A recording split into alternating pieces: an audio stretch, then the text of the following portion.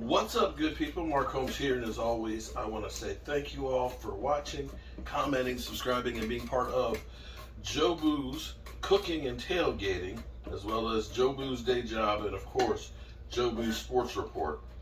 Part of what makes football great is the get-togethers, and you know how I love to have my get-togethers with the guys and the ladies and everything, tailgating and stuff. And so what we've been doing is we've been trying to do foods from the different regions of where we play. This week we're playing the Minnesota Vikings. Minnesota, much like the Green Bay Packers, cheese curds are a big thing that's there. Of course, it's very cold weather and stuff, and trying to figure out what I'm going to do for the game day sub. Well, here's what I found out as far as Minneapolis. The famous sandwich is the Juicy Lucy. The Juicy Lucy, somewhere around in the 1940s or 1950s, a guy came in and said what he wanted was, he wanted to take a hamburger, cook it with a piece of cheese on it and another hamburger on top of it. And they thought he was crazy and just being a pain in the ass. And that's what they did. And that's supposedly how this Juicy Lucy started. The problem with this thing is in order to get the cheese to melt, you got to cook the burger longer. In which case, a lot of people who aren't really, from the area kind of say, yeah, you get the melted cheese, and if you eat it too quickly, the cheese is molten and it'll burn the crap out of you. But the patties get kind of dried out. Okay? So what we're going to try and do is we're going to try and do a Juicy Lucy big sub. And so I'm experimenting today. I'm just going to do some Juicy Lucy's of my own, or I'm going to try to. And then you know how I markize them.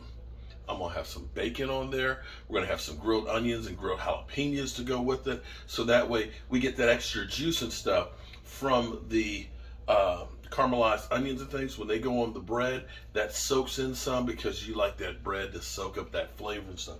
And what we're going to do is we've got some 81% ground beef right now. I just chopped up 3 cloves of garlic. I'm going to throw in a little Worcestershire sauce here just to give it some flavor, and then salt and pepper, and mix that together.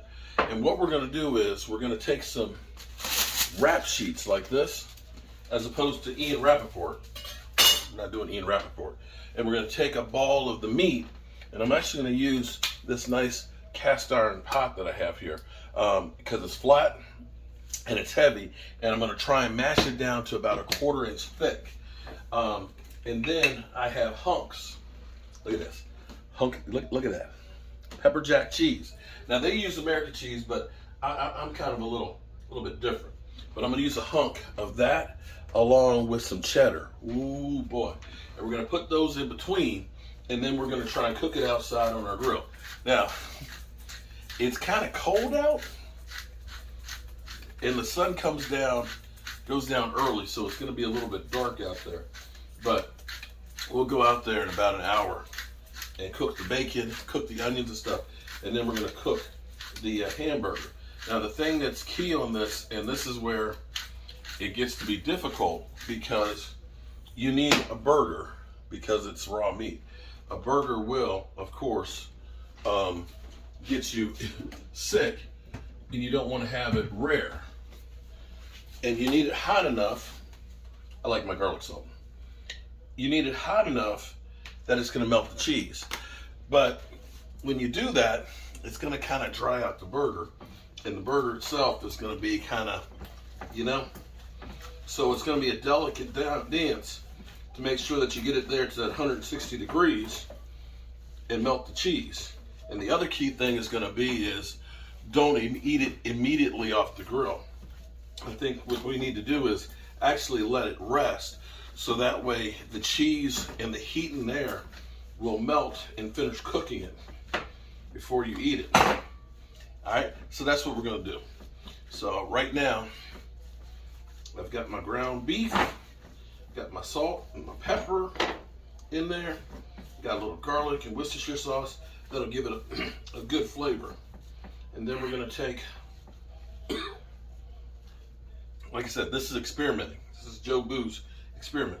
I'm gonna take a ball, probably an ice cream scoop would probably been perfect for this, and see how good it mashes it. Because what we have to do, oh yeah, that's good.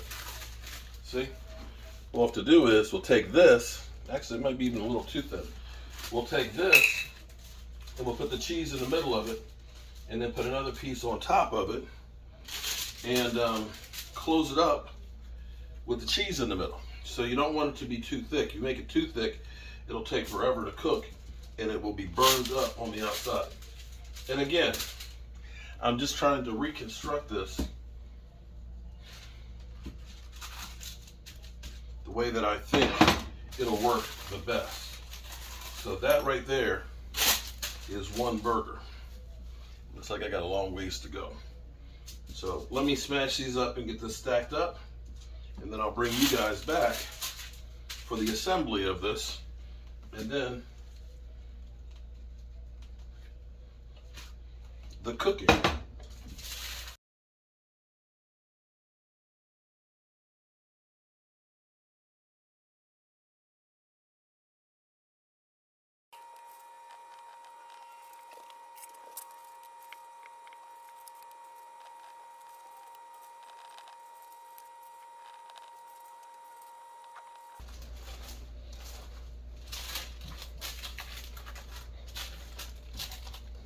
Okay, so you can see hunk of cheese in here. That's going to definitely melt out and stuff. Now, it may be that my hunk of cheese might be too thick. We'll find out when I cook it, or it's going to end up having a nice big cheesy center in there. But we're going to make sure that we get the whole thing to 160 degrees, and looks pretty good.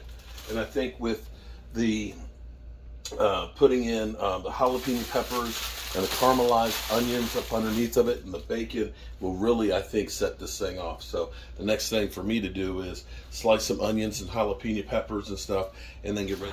All right, so it is actually in the upper 30s, and the wind is blowing. It's kind of chilly out, but you know, I'm a diehard. I actually got a canopy over here, which has been great because we've had some games and stuff where it's rained. That makes it a lot better for me cooking, and of course we'll use this when we do our tailgate. So I've got my griddle heating up. I don't know if it's going to take longer to heat up with this being so cold out here. It's getting warm, and so here's what we're going to do. I love this bacon that I get from Restaurant Depot. It's like a 4-pound package of it. Is about $16 or $17, which is not bad at all. It's thick slice, it's apple flavored, it's really good. So I'm going to take some of that, and I'm going to go ahead and cook my bacon. I like my bacon a little bit rubbery, not crispy so much, but you know, you can cook it the way you want. In here I've got 2 onions, and I've got some jalapeno peppers, and what we're going to do is we're going to saute those in some butter. We're going to cook the bacon, and then we're going to cook the burgers. The other thing that I'm going to do is I do have my thermometer here, so we want to make sure that the inside of the burger with the cheese gets that 160. That way, when that cheese gets 160, we know that the hamburger itself is done and that the cheese is melted. So, and you can see, actually, with my fingers on here, it says 45, but I think after I get my fingers off the thermometer, you see it's going down. I don't think it's quite 45, but hey, who knows? It's going down. It's down 44.4. 40. Okay. Anyway, we're going to get that hot. We're going to cook the bacon. We're going to cook the burgers, and then we'll take it inside, let them rest a little bit, so that way the cheese will, you know, kind of cool down just a little bit. We're going to put it on a bun with some lettuce and tomatoes, and I'm going to put mayonnaise on it, and I think that that'll be good. Now, I tell you, one of the best things that I ever got, and this time of year is the time to look for them right now, because there's not too many crazy people out there like me right now that are actually using these things. But for your tailgating, this is a 30-inch long griddle that I've had for probably about 4 years, and I think I bought it at BJ's about this time 4 years ago, and it was regular, I think $350 or $400. I think I got it for like $150, $200. and it has cooked a lot of meat. I mean, a lot of meat. We've used it on at least 2 tailgates at FedEx Field. So we had the tailgate last year, then there was COVID, so there was no tailgate, and then the year before. So this is like 4 years that I've had it, but it has been great. So once it gets hot, and that's the only bad thing on it, is it does take time for it to get up to temperature, especially when it's, look, still dropping, 42.7. So I think I'm gonna go inside for a few minutes and let it finish heating up.